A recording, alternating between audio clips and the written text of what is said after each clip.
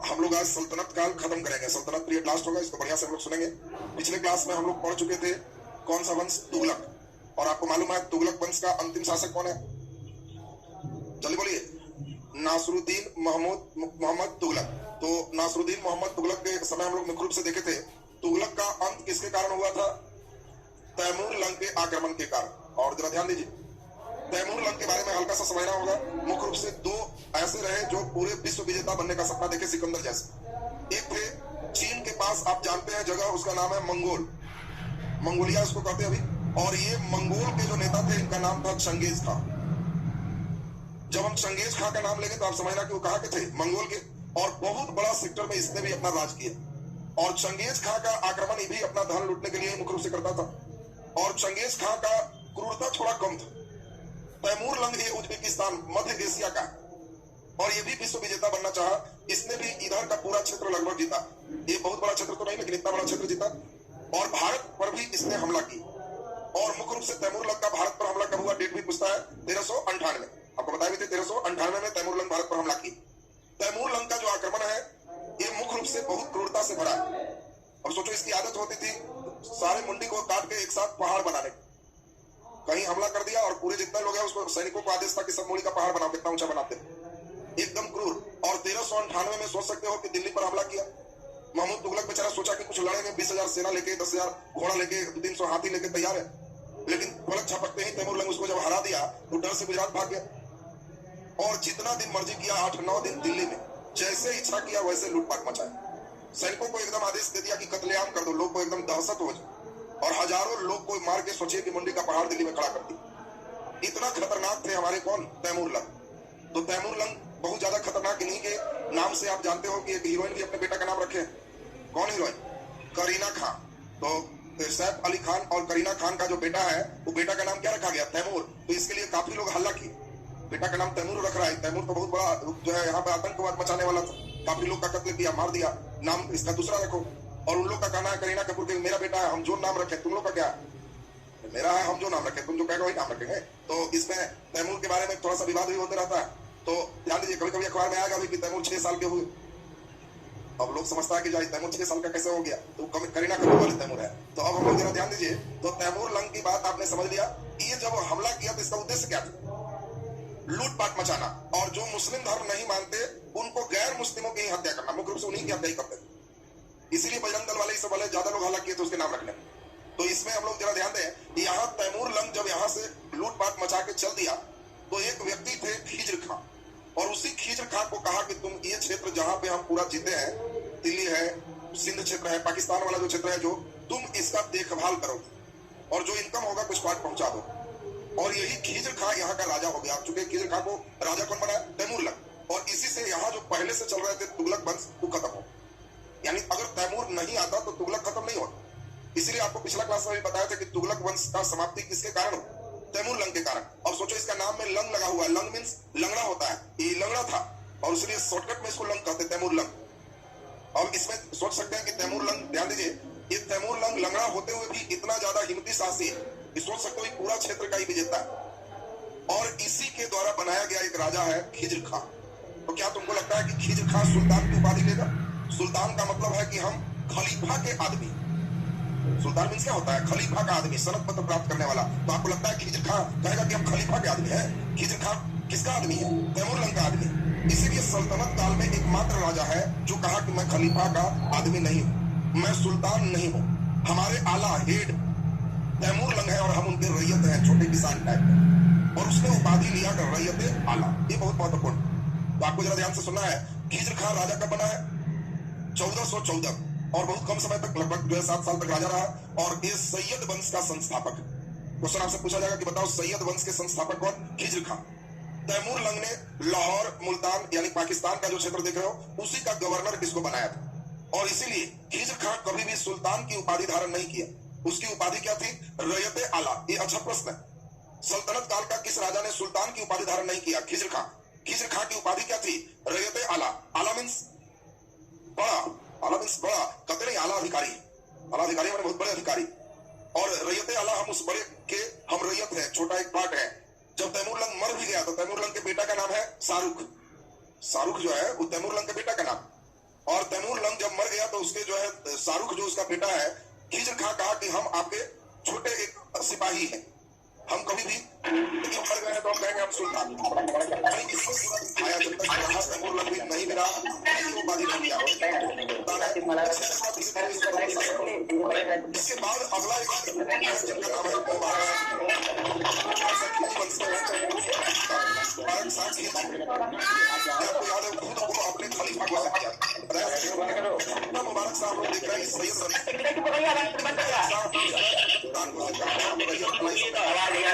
मेरा हिट कौन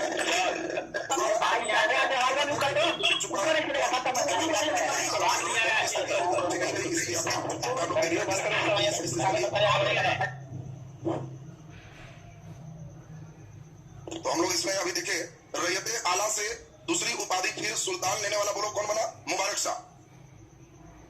इसमें हम लोग जरा ध्यान देंगे तो मुबारक शाह इस स्वयं को सुल्तान कहा, कारण क्या था? इस समय मर चुका है तैमूर लंग, शाहरुख की स्थिति पकड़ कमजोर हो चुकी है, इसीलिए इसने अपने आप को कहा कि हम सुल्तान।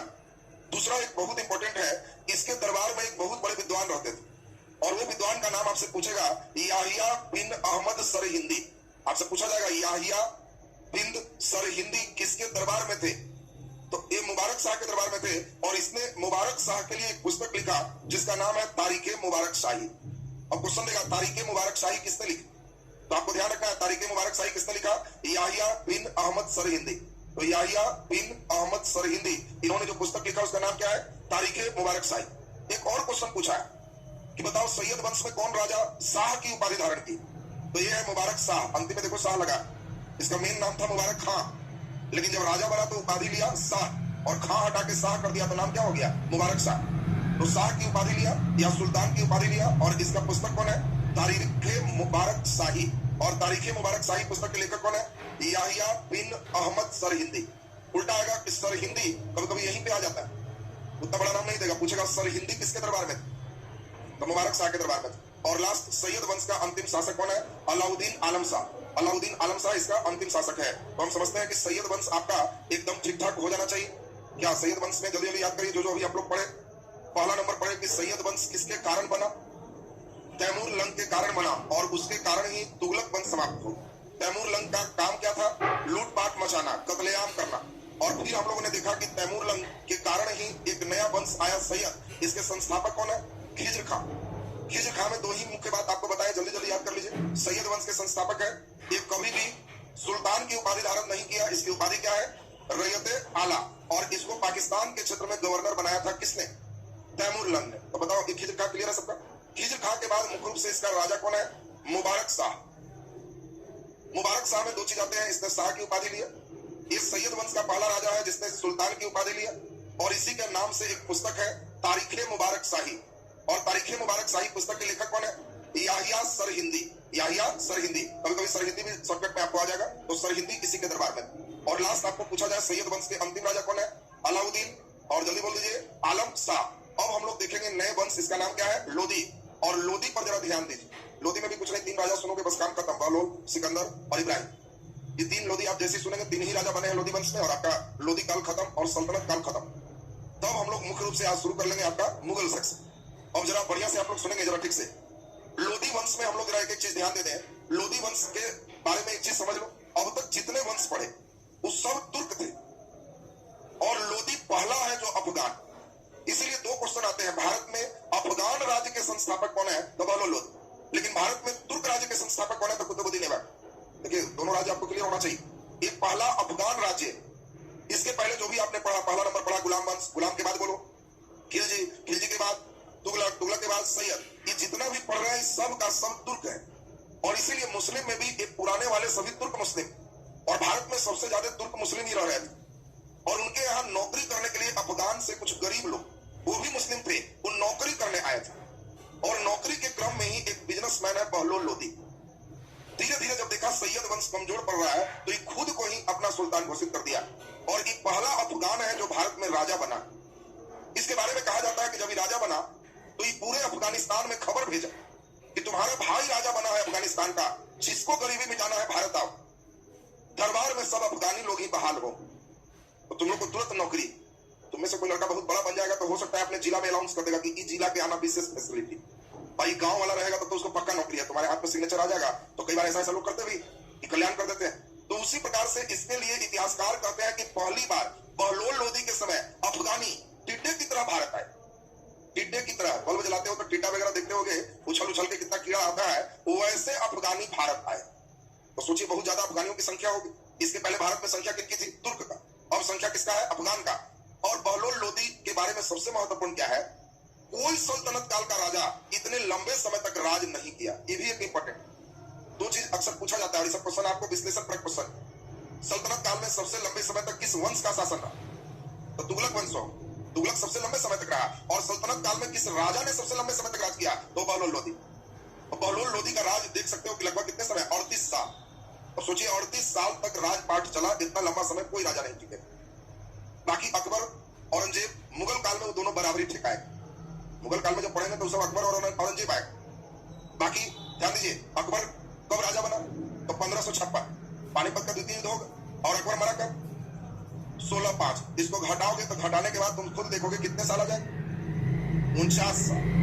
तो 49 साल तक के राजा है अकबर, और 49 साल तक राजा है औरंगजेब, दोनों 49। तो बात समझिए, पूरे में अगर चलेगा तो अकबर और औरंगजेब की दोनों सबसे बड़ा रिकॉर्ड बना है। बाकी सल्तनत काल में कोई राजा 49 को नहीं, मैक्सिमम 38 साल तक रहे। और वो राजा कौन है? बहलोल लोदी। बहलोल लोदी एक काम और कर रहा है, उस चीज को जरा ध्यान से समझिए। समानता का अधिकार। समानता का अधिकार का मतलब क्या है? ये दरबार में सबको एक समान मानता है। क्योंकि आपको बताया थे मुस्लिम धर्म की विशेषता है, सब एक समान हो। मुस्लिम धर्म में कितना भी बड़ा राजा रहो या कितना बड़ा गरीब रहो, सबके एक ही तरह के चटाई पर नमाज पढ़ना। ये नहीं कि राजा है तो उनके लिए स्टेज बनेगा और वीआईपी होगा, गद्दा लगेगा तब झुके। सब एक समान हो। हिंदू धर्म में है कि गद्दा से पता चलता है बड़ा है कि छोटा। उतना जितना ऊंचा स्टेज उतना ऊंचा महात्मा जी। और चौकी पर प्रवचन दे रहा है तो लो लेवल है। 5 फीट ऊंचा स्टेज है, थोड़ा हाई है, 10-12 फीट ऊपर से बोल रहा है तो अरे बहुत ही तो महान लग रहा है, बहुत ऊंचा से बोल रहा है। तो इसमें है सब लोग बराबर। मौलाना भी वहीं पे उतना ही लेवल पे होगा जितने बाकी लोग। और बहलोल लोदी तुमको जान के आश्चर्य होगा, राजा है लेकिन सरदार के साथ, जितने अमीर लोग के साथ इसकी मीटिंग होती थी तो इस सब के साथ नीचे ही दरी पर बैठता। तो सोचिए ऐसा भी राजा है। इसके पहले अब तक कोई राजा ऐसा नहीं किया। राजा है तो हाई फाई में रहेगा। और यह है कि मीटिंग रखा कि 500 आदमी का मीटिंग है, नीचे सफेदा बिछा हुआ है, बैठ जाइए। अब सब इंतजार कर रहा है कि बहलोल लोदी आए, कुर्सी उर्सी उनकी लगी हुई। लेकिन बहलोल लोदी आकर के कह रहा है कि थोड़ा घस को यहीं पर बैठेगा ना, हुजूर आपको आया, हुजूर क्या बोलता है, सब बराबर, नीचे ही मीटिंग शुरू कर। तो इसमें क्या आपको लगता है कोई विद्रोह करेगा? नहीं, सब लग रहा है कि बराबर का आदमी है, इसीलिए इतना लंबे समय तक टिक भी। तो आपको पहली बात 2-3 बहलोल के लिए इंपॉर्टेंट हो गया। ये भी पूछा जाता है कौन सल्तनत काल का राजा था जो अपने दरबारियों के साथ नीचे ही जमीन पर बैठ के मीटिंग कर लिया करता था? तो कहना कि बहलोल लोदी। भारत में अफगान राज्य का संस्थापक कौन है? बहलोल लोदी। अब तुमको कहेगा राजा नीचे बैठ जा रहा है तो कहना बकलोल राजा था क्या? नीचे बैठ रहा है। राजा भी बकलोल से बेचारा बहलोल दिमाग में सिर्फ रखा। राजा नीचे बैठ रहा है तो बकलोल होगा। राजा बना है तो उसको तो हाई लेवल पर बैठना चाहिए। तो आपको बहलोल दिमाग में इससे कर लेना है। अब इनकी बात आपका क्लियर हो गया, एक बार सुन लीजिए तो आपका क्लियर। बहलोल लोदी भारत में अफगान राज्य के संस्थापक। समझते, पहला लाइन पे एकदम क्लियर है सबका। दूसरा, ये अफगान था और सल्तनत काल में सबसे अधिक इसी का शासन चला। कितना साल? 38 वर्ष। अगला महत्वपूर्ण है, सरदार के साथ नीचे ही बैठ जाता। ये भी आपको विशेषता बता दी है। और अगला महत्वपूर्ण है, बहलोल लोदी ने जौनपुर को जीतकर दिल्ली साम्राज्य में मिलाया। यानी जौनपुर यूपी तक का हिस्सा दिल्ली में इस समय आ गया। किसके समय? बहलोल लोदी के समय। तो अब जरा एक नजर फिर से सुन लीजिए। भारत में तुर्क राज्य का संस्थापक कुतुबुद्दीन ऐबक, भारत में अफगान राज्य का संस्थापक चलिए बोलिए बहलोल लोदी। और ये अफगान है, सल्तनत काल में सबसे लंबे समय तक राज किया, सरदार के साथ नीचे ही बैठ जाया करता था। और बहलोल लोदी ने जौनपुर को दिल्ली में मिलाया। क्लियर है सबका? बहलोल लोदी के बाद इसी का बेटा है सिकंदर लोदी, वो राजा बना है। और सिकंदर लोदी कई अच्छे काम भी किए। और इसीलिए आपसे पूछे जाएंगे गजे सिकंदरी हो या सिकंदर लोदी की आगरा की स्थापना हो, कई चीज बता रहे हैं, उसको एक बार केवल सुन लीजिए तो आपका ये भी पूरा कंप्लीट हो जाएगा। सिकंदर लोदी के बारे में सबसे इंपॉर्टेंट क्वेश्चन है, सिकंदर लोदी ने ही आगरा की स्थापना 1504 में की। और 1506 में इसने आगरा को ही अपनी राजधानी बना ली। बात समझिए। अब पहले राजधानी कहां चल रहा था? दिल्ली। इसने राजधानी कहां बना लिया? आगरा। अब आगरा को राजधानी बनाने का कारण क्या है? कारण क्या है? क्योंकि यूपी के आसपास में, एमपी में नीचे सेक्टर में राजपूत छोटे छोटे कई राजा, वो लोग अक्सर विद्रोह हंगामा करने का डर। तो राजा सोचा कि पूरे दल बल से नजदीक ही रहेंगे तो शांत रहेगा, दिल्ली दूर रहेंगे तो कब हमला करेगा कोई ठिकाना नहीं। और इसीलिए उन लोग पर नियंत्रण करने के लिए आगरा की स्थापना, और आगरा को ही राजधानी बनाएगा, जो मुगलों की भी राजधानी यही रहेगी। अकबर जब आएगा तो हम लोग देखेंगे आगरा के बगल में ही फतेहपुर सीकरी का निर्माण करेगा और वहां फिर वो अपना कैपिटल ले जाएगा। और फिर हम लोग शाहजहां के समय देखेंगे कि फतेहपुर सिकरी से फिर आगरा से टंगा के राजधानी दिल्ली शिफ्ट हो जाएगा। तो राजधानी के सभी परिवर्तन आपको ध्यान रखना है। आपको पूछा जाएगा आगरा की स्थापना कौन किया? सिकंदर लोधी। आगरा को राजधानी किसने बनाया? सिकंदर लोधी। कब बनाया? 1506 में। तो एक आगरा इंपॉर्टेंट है। जमीन के माप के लिए ध्यान दीजिए, जमीन के माप के लिए सिकंदर लोधी ने एक नया सिस्टम लाया, गजे सिकंदरी, और इसी से जमीन सबका मापा। तुम लोग गजे सिकंदरी नाम सुने हो? जमीन नापने में यूज जानते हो? तो आजकल महंगाई का जमाना है और महंगाई के जमाना में हम लोग गजे सिकंदरी को दंडी मानते हैं और ये सिकंदरी गायब कर देते हैं और कहते हैं कितना गज जमीन है। गज का नाम तो सुने हो? गज इसके पहले नहीं था। पहली बार गज शब्द देने वाला कौन है? सिकंदर लोधी। और कहा जितना जमीन है सब गज में बताओ कितना है, और उसी के अनुसार से हम टैक्स ले, और उसने नाम दिया था गजे सिकंदरी। महंगाई के अनुसार धीरे धीरे वक्त ने ये सिकंदरी गायब कर दिया, गज को आप तक रहने दो। अब कभी कभी पूछेगा दूरी माप के लिए गज का प्रचलन किसके समय हो? तो आपको दिमाग रखना है। लड़के चिल्लाते हैं कि फिजिक्स के क्वेश्चन है कि इतिहास के, पता तो चलता नहीं। दूरी मापने के लिए गज का प्रयोग, फिजिक्स वाला से पूछते हैं कि बताइए तो सर गज का प्रयोग किसके समय हुआ? अब फिजिक्स के किताब में खोजेगा तो मिलेगा ही नहीं मिलेगा। तो फिजिक्स में तो एफपीएस और सीजीएस से शुरू करें। ये गज वाले सिस्टम हिस्ट्री में आएगा और आपको ध्यान रखना है सिकंदर लोधी के समय हो गया। अगला एक बहुत इंपॉर्टेंट है, सिकंदर लोधी के समय ही कुतुब मीनार पर ठनका गिर गया, बिजली चमकी, और बिजली गिरने से उसके एक तल्ला डैमेज कर। बात ध्यान रखिए, कुतुब मीनार तो बहुत ऊंचा था और इसके समय कुतुब मीनार से 3 आदमी जुड़ा हुआ। कुतुब मीनार का निर्माण प्रारंभ कुतुबुद्दीन ऐबक, निर्माण कार्य पूरा इल्तुतमिश, और फिर मरम्मत कौन कराया? तो सिकंदर लोधी। बात ध्यान रखोगे, तीनों जुड़ा हुआ, तुमको तीनों क्रम दिमाग में रखना है। जब हम बोलेंगे कुतुब मीनार तुम कहना कि समझ गए, 3 राजा बोलना। निर्माण शुरू कौन किया? कुतुबुद्दीन ऐबक। पूरा कौन करवाया? इल्तुतमिश। और मरम्मत कौन करवाया? सिकंदर लोधी। इसके समय डैमेज हुआ, उसको मरम्मत करा के एक तल्ला और बढ़ा। तो ये अंतिम रूप से सिकंदर लोधी कुतुब मीनार से भी इसमें संबंधित है। सिकंदर लोधी फारसी में कविता भी लिखता था और उस कविता का संकलन जिस नाम से करता था वो नाम पूछता है, उसका नाम है गुलरुखी। तो कभी कभी पर क्वेश्चन पूछा हुआ है गुलरुखी क्या है, और कोई लड़का बेचारा बड़ा परेशान कि गुलरुखी क्या पूछती। तो गुलरुखी एक किताब है। कौन सा किताब? सिकंदर लोधी के कविता का संकलन। और वो कविता किस भाषा में लिखता था? फारसी। तो अब सिकंदर लोधी से जो भी प्रश्न बनते एक बार और सुनिएगा तो क्लियर। सिकंदर लोधी से पहला मेन सबसे है आगरा की स्थापना और आगरा की राजधानी। सिकंदर लोधी ने 1504 में आगरा की स्थापना किया और 1506 में आगरा को अपनी राजधानी बनाया। पहला लाइन एकदम क्लियर है सबका। भूमि के माप के लिए सिकंदर लोधी ने गजे सिकंदरी यानी गज का प्रचलन किया। और तीसरा इंपॉर्टेंट है कि इसने फारसी में अपनी कविता लिखा और कविता के संकलन का नाम गुलरुखी। जब पूछेंगे गुलरुखी तो कहना समझ गए फारसी में कविता का संकलन है, किसका? सिकंदर लोधी। और इसके बाद आपको ध्यान रखना है कि सिकंदर लोधी के समय कुतुब मीनार थोड़ा डैमेज हुआ था, उसको इसने मरम्मत करा। बोलो क्लियर है सबका। अब इसमें हम लोग नेक्स्ट नंबर देखते हैं, अंतिम सल्तनत काल का राजा है इब्राहिम लोधी। और इब्राहिम लोधी की बात सुनते ही आपको सल्तनत काल खत्म हो जाएगा। इतने राजा ने अपने आप को सुल्तान मानने को तैयार हुए। सुल्तान मानते समय अपने गर्व का अनुभव करते थे, लेकिन जैसे ही बाबर आएगा तो मुस्लिम है, उसके वंश में कोई व्यक्ति कहेगा कि हम सुल्तान नहीं है, हम खुद बादशाह हैं और मैं किसी खलीफा की सत्ता को नहीं मानता। इसीलिए मुस्लिम होते हुए भी उसको हम लोग इस काल से अलग करते हैं और वो पीरियड शुरू हो जाएगा जिसका नाम होगा मुगल काल। और सल्तनत में अंतिम राजा कौन हो गए? इब्राहिम लोधी। अब जरा सुनेंगे बढ़िया से। इब्राहिम लोधी भी एक मजबूत शासक है, लेकिन इस समय राजस्थान के मेवाड़ वगैरह में बहुत मजबूत शासक डेवलप किए हैं। राणा सांगा और अन्य राजा कई है, मेदिनी राय, ये कई राजपूत राजा इस समय बहुत ज्यादा डेवलप कर गए। और उस समय इब्राहिम लोधी राजा बना है।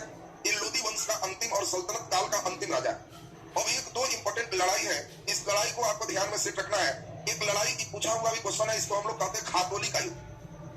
खातोली का मालूम है? राजस्थान में कोटा के पास जगह है खातोली। तो खातोली का युद्ध है 1518 और इस युद्ध में राणा सांगा ने इब्राहिम लोधी को हराया था। यानी आपको ध्यान रखना है कि खातोली के युद्ध एक इंपॉर्टेंट लड़ाई है जिसमें राणा सांगा एक राजपूत शासक है और उसने इब्राहिम लोधी को हराया। राणा सांगा भी अपने आप में बहुत वीर पुरुष। राणा सांगा अंतिम राजपूत शासक है जिसमें राजपूताना के छाता के नीचे पूरे राजपूत शासक एक साथ मिले। बाकी सब राजा बहुत मजबूत होगा तो सब एक साथ आ जाएगा। बाबर के हमला जब देखेंगे राणा सांगा से होगा तो सबको कहेगा कि सब आ जाओ एक साथ लड़ो, तो फिर मुस्लिमों का राजा आ जाएगा। सभी राजपूत राजा एक साथ मिले और वो अंतिम राजा फिर वैसा सौभाग्य किसी दूसरे राजा को नहीं मिले। राणा सांगा का एक आंख भी नहीं, लड़ाई लड़ते हुए हाथ भी गायब है, पैर भी डैमेज हो गया है, घायल हो गया और बाबर उधर जीत गया है। फिर जब होश आया उसको बेहोश था, फिर सब सेनापति को कह रहा है कि चलो लड़ने। सेनापति सब समझ गया कि फिर लड़ने जाएंगे तो मरेगा ही, फिर हम लोग को मरवा देगा। तो उसको धोखे से जहर देके मार दिया राणा सांगा। इसको इधर ही मार दो नहीं तो फिर ही दोबारा लड़ेगा, ही बिना लड़े मानेगा नहीं। भले हाथ खत्म है, पैर खत्म है, फिर भी जाएगा। कुछ कैसे बहादुर थे तो कल्पना कर सकते हो। तो इसमें राणा सांगा जो है खुद खतोली की लड़ाई में इसको हराया। तो इसमें अब ये लगने लगा कि दोनों में भयंकर लड़ाई हो। तो अगला एक लड़ाई है बकरौल का युद्ध, फिर राजस्थान का ही जगह है बकरौल, और बकरौल के युद्ध में इब्राहिम लोदी ने राणा सांगा को हराया। ये दोनों बात पूछता है, राणा सांगा को इब्राहिम लोदी किस युद्ध में हराया? बकरौल। और फिर पूछेगा कि बताओ इब्राहिम लोदी को राणा सांगा किसमें हराया? खातौली। और खातौली का युद्ध कब है? 1518। 1920 में राणा सांगा बहुत मजबूत। 23-24 आते आते इब्राहिम लोदी की शक्ति बढ़ गई, काफी अफगान लोग आ चुके हैं और इब्राहिम लोदी के सपोर्टर, और इसीलिए यही राणा सांगा यहाँ हम लोग जो देखेंगे राजस्थान के सेक्टर में हेड है, यहाँ से बगल में पावर है, यही निमंत्रण भेजा था इब्राहिम लोदी को मारने के लिए, हटाने के लिए। इब्राहिम लोदी की राजधानी कहाँ थी? दिल्ली। सॉरी, इब्राहिम लोदी की राजधानी आगरा। आगरा राजधानी तो हम लोग देखेंगे अभी सिकंदर लोदी के समय ही है, तो इस समय राजधानी कहाँ है? आगरा। और राणा सांगा बाबर के पास एक दूत भेजा कि इसको बाबर ठीक कर दे, और दूत को खबर क्या दिया कि आप हमला कीजिए, हम जानते हैं कि इब्राहिम लोदी मजबूत है। फिर दिक्कत क्या? अच्छा, रिमूव है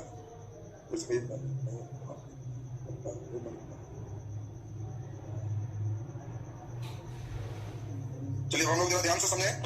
तो हम लोग दो लड़ाई देखे, खातौली, ये खातौली इंपॉर्टेंट है, इसलिए खातौली पर ध्यान देना। किस युद्ध में राणा सांगा ने इब्राहिम लोदी को हराया? खातौली। और किस युद्ध में राणा सांगा को इब्राहिम लोदी ने हराया? बकरौल। तो खातौली और बकरौल की दोनों लड़ाई आपको याद होना चाहिए। अब जब राणा सांगा हार गया तो ये अपना एक टेक्निक भिड़ाया। टेक्निक क्या भिड़ाया? तो राणा सांगा बाबर के पास खबर भेज, और उस समय इब्राहिम लोदी एकदम फॉर्म में, 1 लाख लगभग सेना है। बाबर छोटा शासक है, फरगना से चला था, वहां से भी खदेड़ दिया, तो अफगानिस्तान में छोटा ही समय भी राजा। तो खबर भेजा कि देखिए आप अकेले नहीं जीतिएगा, ये हम भी जानते हैं, इब्राहिम लोदी बहुत मजबूत है, हमको भी हरा दिया, लेकिन एक उपाय है, आप जिस समय आएंगे दिल्ली पे हमला करिए, और जिस समय आप दिल्ली पे हमला करेंगे ठीक उसी समय हम आगरा पे हमला करेंगे। एकदम दोनों का प्रोग्राम एकदम फिक्स कर लीजिए। तो किधर लड़ेगा? आगरा की दिल्ली। अगर आगरा में सेना भेजेगा आधा, तो आप आधे से न फरियाना है, तो आधा को हम लपेट देंगे, आधा को आप लपेट दीजिए।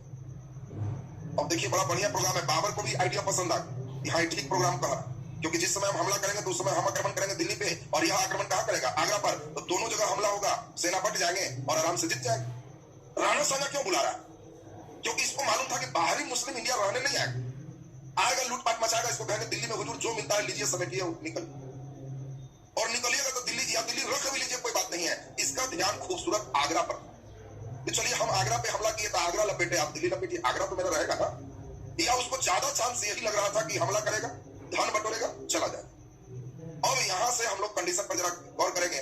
राणा सांगा के प्रोग्राम के अनुसार बाबर आएंगे, और वो आगे के सेक्शन में हम लोग देखेंगे। बाबर जब हमला करेगा तो उस समय उसके तोप की क्षमता और तमाम क्षमता को देख के राणा सांगा भी डर जाएगा कि इसको सपोर्ट करने का चीज नहीं, कहीं जीत गया तो ये तो हमको भी हरा सकता है, इसीलिए इसको हारने ही देते हैं। इससे बढ़िया इब्राहिम लोदी, एक बार हराए हैं, एक बार हारे हैं, हिसाब किताब बराबर है, वो बाबर से कहीं अच्छा है। और इसलिए बाबर जब हमला किया तो इसके पास खबर भेजा कि आगरा धरो, लेकिन चुपचाप पड़ा रहा राणा सांगा कि नहीं धरेंगे, तुम हार जाओ ठीक है। लेकिन किस्मत से बाबर जीत गया। तो बताओ जीतने के बाद राणा सांगा को छोड़ेगा? कहेगा तुम तो हमको धोखा दिया यार, बुला लिया और हमको तो मदद नहीं किया, ये तो भगवान भरोसे हम जीते हैं। और उसी में पूरा जो है बाबर सेना लेकर राणा सांगा को गिरेगा, और राणा सांगा कहेगा कि अब भाई ये इज्जत प्रतिष्ठा के बात है, जितना राजपूत शासक हो आ जाओ, और सारे राजपूत शासक को एक छत्र के नीचे लाए। और जब सब एक हो गया तब बाबर उस दिन एकदम शपथ लिया कि आज के बाद हम शराब नहीं पिए, नशा नहीं करेंगे, नहीं तो हमको टिकने नहीं देंगे। नशा शराब एकदम छोड़ छाड़ दी। ये लोग देखो नशा शराब भी खूब करेंगे, क्योंकि अफगानिस्तान में ये लोग मुख्य रूप से इनका जड़ है, और अफगानिस्तान में उस समय सबसे ज्यादा क्या होता था? अफीम, सबसे नशा का चीज। देखा ना बाबर का बेटा हुमायूं आएगा, तो हुमायूं बार बार हारेगा, अंतिम में गिरेगा भी तो सीढ़ी से गिर के मरेगा, कारण खींचे रहता था हर समय। बात समझ रहा? ऐसे ही कितना गिरेगा सीढ़ी से, और इसको से हारेगा, हर समय नशे में रहता था, तो उसको तो कोई मार्केटिंग कर देगा। बात समझिए, अंतिम उसको पढ़ोगे कि सीढ़ी से गिर के मरे। अब सोचो हुमायूं नामा में एक दिन लिखा हुआ है, आज बादशाह इतने हड़बड़ में रहे कि सुबह अफीम का डोज नहीं ले पाए, एक दिन नहीं लिया तो किताब में लिखा रहा है, तो सोचो कितना लेता हूं। तो अंदाज समझ में आ रहा होगा तुमको। तो ये चर्चा अभी हम लोग हुमायूं पे चलेंगे। तो ये बाबर एकदम कहा कि अब हम नशा सेवन नहीं करें, और बाबर ने भी एक नया नारा दिया, जिहाद। पूछा जाएगा किससे लड़ते समय बाबर ने जिहाद का नारा दिया? राणा सांगा। जिहाद का अर्थ क्या? धर्म की लड़ाई, धर्म के बचाने का युद्ध है। और बाबर ने भी सब मुस्लिम को कहा कि सीखो कैसे एक हो गया है, और हम लोग के भी धर्म की लड़ाई है, ये जिहाद का समय है, और सारे मुस्लिम एक। और देखिए अब जबरदस्त लड़ाई होगी, तो हम लोग उस लड़ाई को भी सुनेंगे आगे, बाबर की कहानी में आएगा। अभी तो आप समझ गए, ये निमंत्रण भी दिए हैं और फेर में भी पड़ गए। इतनी बात तो समझ में आ गई है सबको। अब यहाँ हम लोग जरा ध्यान दीजिए, दो युद्ध भी सबको याद हो गया, एक युद्ध खातोली और दूसरा बकरौल। खातोली की लड़ाई में कौन हारा? तो खातोली की लड़ाई में राणा सांगा ने किसको हरा दिया? इब्राहिम लोदी को हरा दिया। और बकरौल के युद्ध में इब्राहिम लोदी ने राणा सांगा को हरा दिया। क्लियर है सबका? अब 1524 के बाद हम लोग देखेंगे निमंत्रण चला गया, हारा है, न्योता भेज दिया, और उधर से तैयारी करके एक ही साल बाद 1526 में बाबर पहुंच गया। और इस समय बहुत मजबूत स्थिति में है इब्राहिम लोदी, लोदी वंश का अंतिम शासक। और हरियाणा में एक बड़ा मैदान था पानीपत, क्योंकि उस समय सेना बहुत ज्यादा थे, 1-1 लाख सेना कहां खड़ा हो, गली में फेटा फेटी तो चलेगा, फील्ड खोजना। और उसी फील्ड में एक बड़ा फील्ड है पानीपत, और वो पानीपत में 1526 ईस्वी में, तो कभी डेट भी पूछे कितने तारीख, 21 अप्रैल 1526। अब इसको हम लोग देखेंगे, इसमें एक भयंकर लड़ाई होने जा रही है। पहले से फिक्स है कि इब्राहिम लोदी जीतेगा, क्योंकि बाबर के पास सेना बहुत कम है। लेकिन सौभाग्य 2-3 है बाबर के पास। बाबर के पास तोप खाना बहुत हाई लेवल का है, उसके दो तोपची भी बहुत अच्छे लेवल के हैं। तोपची कौन है? मुस्तफा और उस्ताद अली, ये दोनों हम लोग देखेंगे बहुत बढ़िया तोपची है। और एक नई पद्धति है जिसको कहते हैं तुलगमा पद्धति। और तुलगमा पद्धति में एक जो सैनिक है उसको छोटे छोटे टुकड़े में एक ट्रेनिंग है कि शत्रुओं को घेर के चारों तरफ से हमला कर। पहले था आमने सामने की लड़ाई, और इब्राहिम लोदी वही लड़ाई लड़े हुए थे। लेकिन बाबर उजबेकों से एक नई पद्धति सीखा कि जिस समय सेना है तो आगे में रहिए और पीछे वाला धीरे धीरे दोनों तरफ से बढ़िए, इन्हीं के सामने सामने नहीं लड़ना, और पीछे वाला दोनों बढ़ते जाइए, जितना दूर दुश्मन की सेना है पहले घेर लीजिए। और इन लोग इधर से लड़ रहा है, इधर से भी आप तोप छोड़ना पीछे से शुरू कर दीजिए, जो इधर है वो इधर से छोड़ना शुरू कीजिए, इधर वाला इधर से छोड़ना शुरू कीजिए। तो ये तो फ्रंट की ओर रखे हुए था, मारिएगा पीछे से तो मैक्सिमम मरने लगे। अब फिर सोचेगा कि अरे इधर से घेरेगा इधर, तब तक इधर वाला मारिए ठीक से इसको, और इसमें शत्रु एकदम हारे। अब कहा जाता है, बताओ, बाबर नामा में खुद बाबर ने लिखा कि हम केवल 30,000, और उसके पास 30,000 लगभग हाथी थे। इब्राहिम लोदी 1 लाख सेना लगभग रखे हुए थे। हम कभी नहीं जीत पाते, लेकिन हमारे तोपची ने कमाल किया, तुलगमा पद्धति ने कमाल किया। इब्राहिम लोदी की हाथी 30,000 से लगभग संख्या है, हम लोग उतने हैं, एक हाथी में एक हिस्सा थे, आराम से जीतता।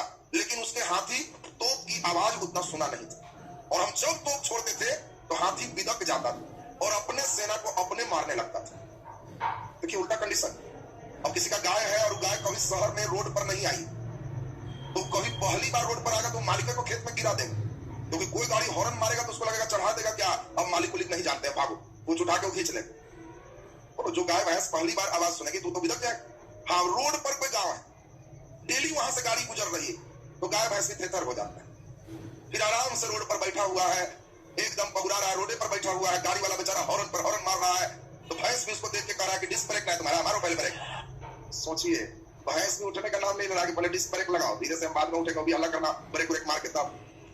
देखते हो ना कंडीशन। और वही पहली बार कोई भैंस रहे जो रोड पर कभी नहीं आया, वो एक बार हॉर्न के मात्र से सोचो उसकी स्थिति क्या हो। यही हाल राणा सांग इसमें इब्राहिम लोदी के हाथी का हो रहा। जब तोप खाना से तोप छुटा बोला, इतनी आवाज है कि हाथी बिदक गया। महावत जो ऊपर महावत बैठा है पकड़ के पैर से दबा दी, हाथी एकदम खुला, फिर अगला गोला छुटा, सेना को रोनते भाग चला। और इसीलिए इब्राहिम लोदी सल्तनत काल का एकमात्र राजा है जो युद्ध मैदान में ही मर गया। कोई राजा लड़ाई मैदान में नहीं मरा, सब हारा है तो भाग चला, लेकिन एकमात्र राजा है जो युद्ध मैदान में ही मरा, शहीद हुआ। और इसीलिए पूछा जाता है कि युद्ध मैदान में ही मरने वाला राजा सल्तनत काल का कौन है? इब्राहिम लोदी। और इस प्रकार अफगान का राज खत्म हो गया और बाबर फिर तुर्क है, पुनः तुर्क राज प्रारंभ होगी। लेकिन अब ये बताओ, इब्राहिम लोदी हारा, टिड्डे की तरह अफगानी तो आए थे, वो अफगानी लोग के मन में लगेगा कि फिर तुर्क कैसे आ गए। इसी का भाई है महमूद लोदी, वो बाकी के साथ फौर में है कि कब मौका मिले कि इसको फिर हटाए। तो अब बाबर को इन सभी समस्याओं को झेलना पड़ेगा। अभी हम लोग देख लिए इब्राहिम लोदी की कहानी कैसे अंत हुआ इसका। अब आपको एक नया सेक्शन शुरू होने जा रहा है, मुगल काल। और मुगल काल को बढ़िया से सुनेंगे। आज हम लोग बाबर तक की कहानी आज के क्लास में कंप्लीट करेंगे। आज बाबर हो जाएंगे, अगले क्लास आपका जो होगा कल, उसमें हुमायूं और अकबर तक कल खत्म कर देंगे। और अकबर के बाद तब फिर नेक्स्ट क्लास होगा जहांगीर, शाहजहां, औरंगजेब। मुगल लगभग कंप्लीट हो जाएंगे। तब इसमें 2 क्लास और लगे। पूरे सल्तनत काल, मुगल काल का स्थापत्य, प्रशासन, अन्य तरह की जो और भी उसमें विशेषता है उसको एक साथ देखोगे। 1 से 2 क्लास, मध्यकाल पूरा कंप्लीट। और तब हम लोग का सबसे महत्वपूर्ण सेक्शन आ जाएगा मॉडर्न हिस्ट्री। मॉडर्न के बाद इतिहास, आपके एक विषय सबसे बड़ा सेक्शन है जो आपके कंप्लीट हो जाएगा। तो अब हम लोग जरा ध्यान दीजिए। मुगल काल में आपको बताया कि यह सल्तनत से अलग है, क्योंकि इसके राजा सुल्तान की उपाधि नहीं लेंगे, एक खलीफा को नहीं मानेंगे। इसके राजा की उपाधि क्या होगी? बादशाह। और इसीलिए इस काल को हम लोग अलग किए। बाबर कोई साधारण व्यक्ति नहीं है। एक पिता है उमर शेख मिर्जा, तैमूर लंग के ही वंशज, यानी बाबूजी खानदान से तैमूर लंग के वंशज। यहाँ खानदान में ये भी कोई भयंकर आदमी का कोई वंश रहता है तो बार बार धमकी देता है, पहचानता है पर बाबा हमारे फल्ला बाबू थे, किसी से पूछ ले। ऐसा सुना है कि नहीं सुना? वो एक भी रहेगा तो वो लिंक जोड़े रहता है कि फल्ला बाबू के खानदान के, और तो हल्का मचा के रख देते थे। और इनका जरा खानदान समझ लीजिए, पिताजी के तरफ से तैमूर लंग के खानदान में है और माता जी के तरफ से चंगेज खां के खानदान में। तो अब तो समझ रहा है दोनों बहुत बड़े बड़े तुम्हारे कितने बड़े महारथी हैं, चंगेज खां और इधर से तैमूर लंग, और माता का नाम क्या है? कुतलुग निगार। तो माता है चंगेज खां के वंश और पिता है तैमूर लंग के वंश, और इन दोनों खानदान के हैं बाबर। तो अब तो आप समझ रहे हो कि बाबर फॉर्म में तो हमेशा रहे, क्योंकि इसके रक्त में ही उस तरह की लड़ाई वाला तमाम चीज बना हुआ। और बाबर एकमात्र मुस्लिम शासक है जो कभी ईद नहीं मना पाया, क्योंकि एक जगह रह ही नहीं पाया, हर साल लड़ाई। सोचो कई लोग पर्व मनाते हैं, त्योहार मनाते हैं, सीखोगे अभी बाबर से कि क्या पर्व और क्या त्योहार, और तब तुमको लगेगा कि हाँ कितने बड़े वंश की स्थापना किया। बाबर फरगना में, इसके पिता है राजा उमर शेख मिर्जा, छोटे क्षेत्र के राजा है, और पिताजी को कबूतर उड़ाने का बहुत शौक था, कबूतर पोसे हुए थे, और उमर शेख मिर्जा कबूतर पोसे हुए हैं। और एक बार कबूतर को ही अपना ट्रेनिंग दे रहे थे, उड़ा रहे थे, और गलती से छत पर से कबूतर उड़ाते समय गिर गए और पार लग गए। तो बाबूजी देखिए कबूतर उड़ाने में ही उड़ गए, और उस समय बाबर केवल 13-14 साल का लड़का है, और 13-14 साल में ही बाबर को राजा बना दिया। यानी स्थितियां कैसी है सोच सकते हो, 14 साल का लड़का राजा बन गया, पिताजी कबूतर उड़ाने में उड़ गए थे। और फरगना का ही राजा है, लेकिन 13 साल के लड़का को कौन सुने? इसके अगल बगल उज्बेक वगैरह बड़ा मजबूत थे, तो धीरे धीरे फरगना तरफ बढ़े और बाबर को वहां से विस्थापित कर दिया, इसका राज छीन लिया। और उधर का सब सारा चक्कर देख के बाबर भी आगे बढ़ गया, तो उसको अफगानिस्तान का क्षेत्र थोड़ा शांत लगा कि वहीं पर राजा है। और उसी बीच बाबर की इच्छा है कि मेरा क्षेत्र भारत हो जाए। इसके पहले भारत कौन आ रहा था? लूटने वाला। और इसकी इच्छा है कि मेरा क्षेत्र में भारत शामिल हो जाए, और इसके लिए इसने, हम लोग देखें कि यहाँ से निमंत्रण भी गया। निमंत्रण कौन भेजे? राणा संघ। और तब हम लोग जरा देखें बाबर जब लड़ाई लड़ा पानीपत का प्रथम युद्ध, और ये लड़ाई हम लोग देखें कब लड़ा गया? 21 अप्रैल 1526। डेट भी आपसे पूछेगा, डेट याद रखो। और इस लड़ाई में हम लोग देखें इब्राहिम लोदी मारा गया, और बाबर का राज यहां से लेके बढ़ के कहां तक पहुंच गया? आगरा तक। अब 1526 में बाबर तो चलिए हेड होगी। अब यहाँ पर मेन चैलेंज कौन दे रहा था? राणा संघ और छोटे छोटे कई राजपूत शासक। और इस समय अफगान के हेड भी बिहार और यूपी सेक्टर में यहाँ राज कर रहे हैं। उसको भी चीज ठीक नहीं लगा, तो भी राणा सांगा को कोऑपरेट किया कि सब मिलिए तो देखिए उसको ठीक कर दे। तो अगली लड़ाई बहुत भयंकर लड़ाई है, पानीपत से भी ज्यादा, और इस लड़ाई का नाम है 1527 में खानवा का युद्ध। ये लड़ाई कौन है? खानवा। 1526 में कौन है? पानीपत। तो 1526 में पानीपत, 1527 में बोलो कौन है? खानवा। और खानवा की लड़ाई में आपको बताया कि बाबर ने नारा किस चीज का दिया? जिहाद का नारा।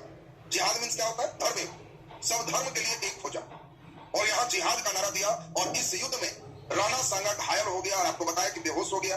लड़ाई के दूसरे लोग नेतृत्व किए, लेकिन अंततः बाबर जीत गया। और बाबर के जीतने के बाद गुजरात तो क्षेत्र नहीं, लेकिन इन क्षेत्रों पर पूरा कब्जा हो। और इन क्षेत्रों पर कब्जा के बाद बाबर फिर एक चैलेंज के लिए तैयार था, क्योंकि एक राजपूत शासक और थे जो मेन रूप से बाबर को फिर चैलेंज दे रहे थे, वो थे मेदिनी राय। राजपूत शासक का नाम क्या है? मेदिनी राय। बाबर फिर एक लड़ाई अगले ही साल 1528 में लड़ा। हर साल लड़ाई है बेचारा, ईद उद नहीं मनाएगा, कंटिन्यू चल रहा है। 26, 27, 28, 29 सब कंटिन्यू। और 1528 में इसका युद्ध का नाम है चंदेरी का युद्ध। लड़ाई कौन है? चंदेरी। और चंदेरी की लड़ाई में इसने मेदिनी राय को हराया।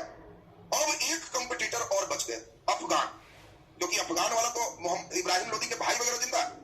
और उन लोग की तरफ से एक भयंकर लड़ाई 1529 में है, और मुस्लिमों के साथ ही लड़ाई है। और ये अफगानों का हेड कौन है? महमूद लोदी। और उसके नेतृत्व में अफगान लोग की लड़ाई चल रही है, और ये लड़ाई का नाम घाघरा का युद्ध। और इस घाघरा के युद्ध में अफगानों की भी हार हो।